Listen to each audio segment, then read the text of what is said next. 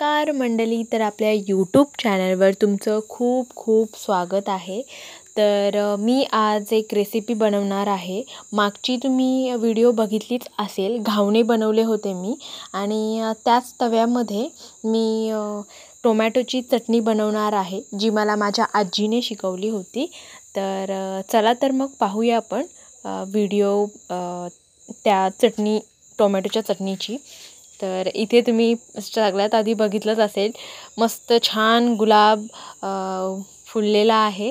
तसं आमच्या इथे खूप खूप वेगवेगळ्या प्रकारची झाडं आहेत आणि ती मस्त त्याच्यावर फुलं छान छान लागतात। त्याचीही व्हिडिओ मी तुम्हाला करणार आहे आणि ती व्हिडिओ पोस्ट करणार आहे, तर नक्की ती व्हिडिओ पहा। तर वेळ न दवडता आपण रेसिपीकडे वळूया। तर इथे मी घेतलेला आहे भिड्याचा तवा। इथे आमच्याकडे ह्याला काईल बोलतात। तर ह्या काईलमध्ये मी तेल टाकलेलं आहे आणि ही सुद्धा रेसिपी चुलीवरचीच आहे ऑब्वियस। तर तुम्ही चुलीवरची रेसिपी पाहू शकता। तर इथे मी तेल गरम करून घेतलेलं आहे आणि मी मिरच्या टाकलेल्या आहेत। आता मिरच्यांसोबत मी जिरा टाकलेला आहे आणि हे मस्त तडतडून द्यायचं आहे आपल्याला। आता ह्याच्यामध्ये मी टोमॅटो टाकणार आहे, आपला मेन इन्ग्रेडियंट्स। तर मी टोमॅटो टाकलेला आहे आणि याच्यामध्ये आपल्याला हळद, मीठ, मसाला आणि गरम मसाला ऑप्शनल आहे। तुम्हाला जर टाकायचा असेल तर तुम्ही टाकू शकता, नाहीतर मग नाही टाकला तरी छान लागतो। आणि सोबत मी लसूण टाकायचा असतो फोडणीवर, पण मी नाही टाकत, कारण मग तो लसूणाचा वास येतो, जास्त डार्क वास यायला नको आणि आपला तेल खूप गरम असतो, त्याच्यामुळे लसूण करपण्याची शक्यता असते। म्हणून मी लसूण नेहमी टोमॅटो टाकल्यानंतरच टाकते, जेव्हा ही चटणी बनवते तेव्हा।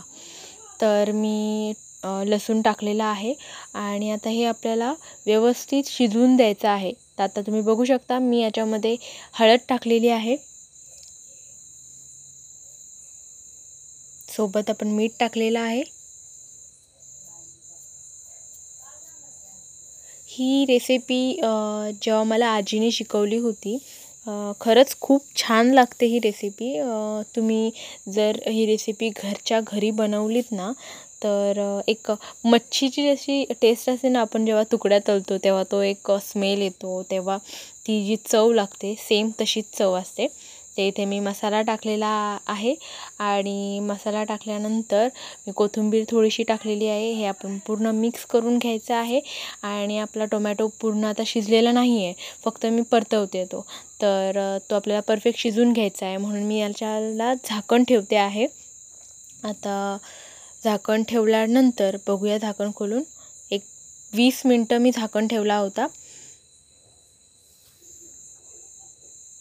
तर हे आपलं थोडासा नरम झालेला आहे। याच्यामध्ये थोडासा पाण्याचा मी थोडा पाणी टाकून घेते, जेणेकरून हे पूर्ण आपली जशी चटणी बनते तसं शिजेल टोमॅटो। तर मी झाकण पुन्हा ठेवलेलं आहे, तुम्ही बघू शकता। एक 15-20 मिनटांनी मी झाकण खोलून बघितलेलं आहे की आपला टोमॅटो मस्त शिजलेला आहे आणि तो चटणीच्या फॉर्मॅटमध्ये आलेला आहे। मला फक्त हा स्मॅश करायचा बाकी आहे, जर मी ह्याला स्मॅश केला तर पूर्ण ती चटणीच होऊन जाईल। तर आता आपली ही पूर्ण टोमॅटोची चटणी रेडी आहे। मी ह्याच्यामध्ये कोथिंबीर टाकलेली आहे, तर या खायला।